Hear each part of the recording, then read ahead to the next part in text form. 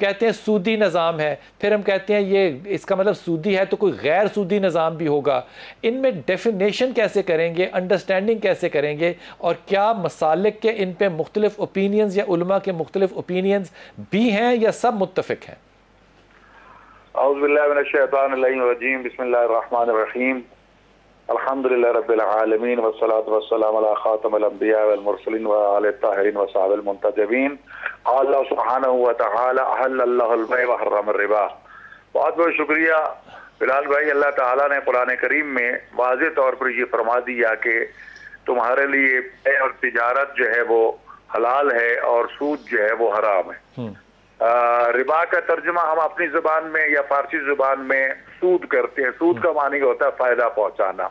तो यहाँ भी लोग उलझ जाते हैं और तर्जुमे में बात करना शुरू कर देते हैं। अल्लाह ने रिबा हराम करार दिया, सूद तो हराम करार नहीं दिया। तो ज़ाहिर है कि अरबी जुबान का तर्जुमा जो है हर एक अपनी जुबान में करेगा। तो सबसे पहली बात तो ये कि ये कुरान मजीद के आयत होने के नाते किसी भी मुसलमान के किसी फिरके को इसकी हुर्मत और तिजारत की हिल्लियत पे कोई इश्काल और कोई एतराज नहीं है। अब अगला मरला आता है कि रिबा जो है वो है क्या। तो रिबा की जो तारीफ जो है उसमें बस का थोड़ा बहुत इबहाम रह जाता है, लेकिन ये इसमें तो किसी को इश्काल नहीं है कि मैंने किसी से 1 लाख रुपया कर्ज लिया है और वो कर्ज हंसना नहीं है, बल्कि वो कहता है कि साल के बाद 6 महीने के बाद मैंने तो इसे 1.5 लाख रुपया लेना है, 2 लाख रुपया लेना है। तो ये रुपए के बदले में बढ़ा के रुपया देना, 1 बोरी गंदम के बदले में 2 बोरी गंदम देना, ये जो है एक हम जिस चीज को अदल बदल करने से कमी ज्यादती के साथ लेना जो है ये सूद कहलाता है और ये हराम है। अगर जिन्स बदल जाए तो फिर तिजारत बन जाती है। मिसाल के तौर पर मैं पैसे देता हूँ, गाड़ी खरीदना चाहता हूँ, गाड़ी की कीमत बाजार में मिसाल तौर पर 100 रुपया है, मुझको कहते हैं मैं आपको 120 रुपए में दूंगा, मुझे ये सौदा मंजूर है। तो ऐसी सूरत में तो कमी बेशी हो सकती है क्योंकि चीज बदल रही है।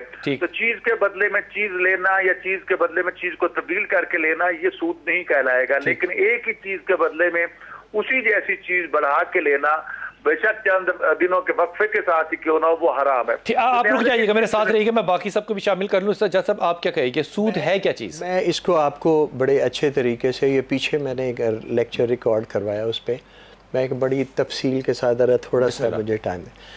पता 1400 साल से आज तक लोगों का सवाल यही है, कुरान मजीद में लिखा है कि जी ये भी तिजारत की तरह, लेकिन अल्लाह ने फरमाया ये तिजारत की मिसल नहीं है।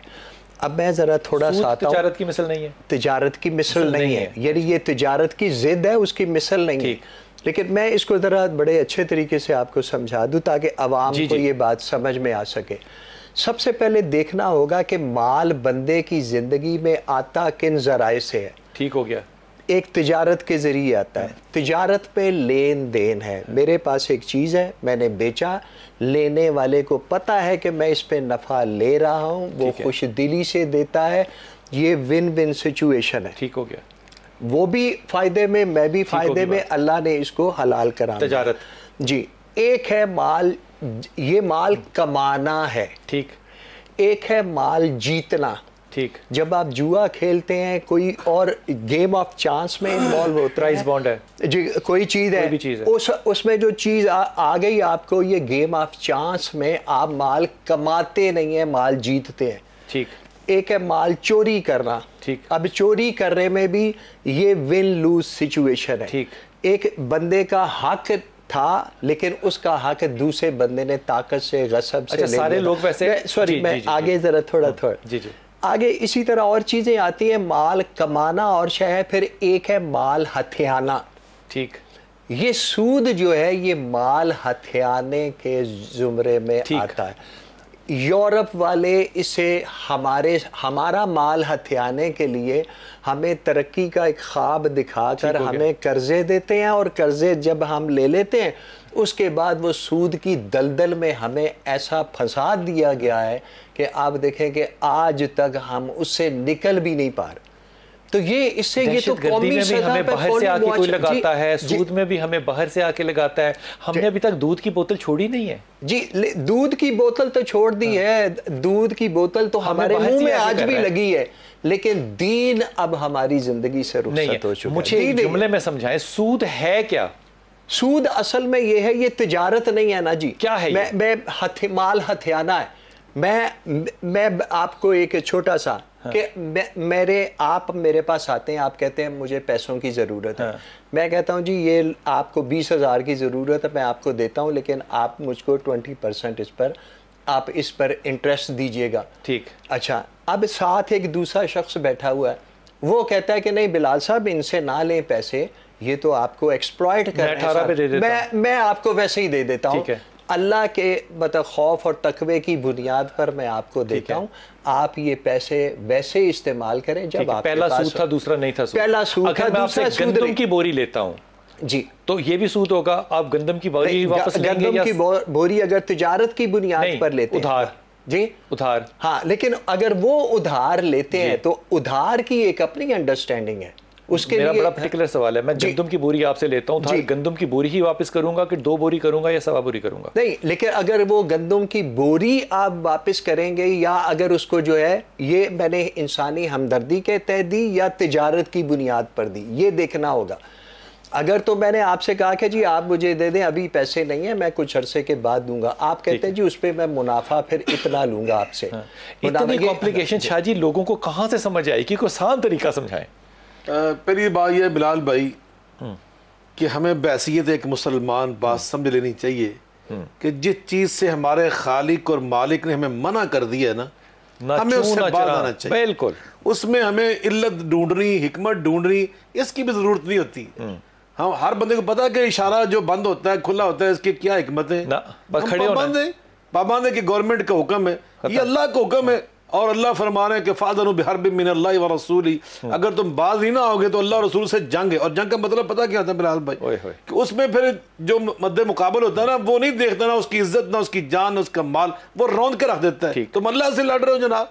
दूसरी बात यह मकुल्ला और रिबा व युरबी सदक़ात। शाह जी एक सेकंड रुकना, मुझे अल्लाह से लड़ने से इतना डर नहीं लगता जितना रसूल से लड़ने। क्या बात, खूबसूरत बात आपने की। रसूल से जंग कर रहे हैं, यकीनन यकीनन। मैं चूंकि नबी पाक सल्लल्लाहु रहमतुल्लाह अलैहि उस हवाले से मैं डर रहा था, आपने खूबसूरत बात की।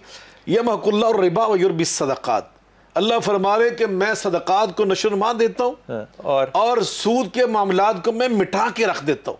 ये अल्लाह ताला फरमा रहे। इसका मतलब अगर सूद खत्म करना हो तो सदक़ात को बढ़ाना है, सदक़ात को बढ़ाना है।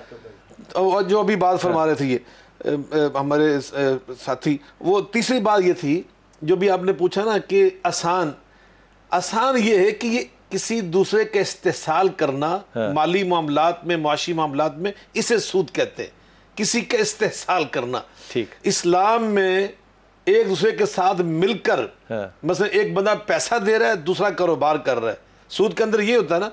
लेकिन उसमें क्या है, उसमें यह है कि इसको चाहे नफा हो चाहे इसको नुकसान हो, इसका सारा रासुल माल ही उड़ जाए, कोई आग लग जाए, एक्सीडेंट हो जाए, हर शय तबाह बर्बाद हो जाए, मेरा पैसा सेफ है। पैसा भी इसने देना है और जो उसके ऊपर तय हो गया ना मुनाफा, वो भी इसने वो भी इसने देना है।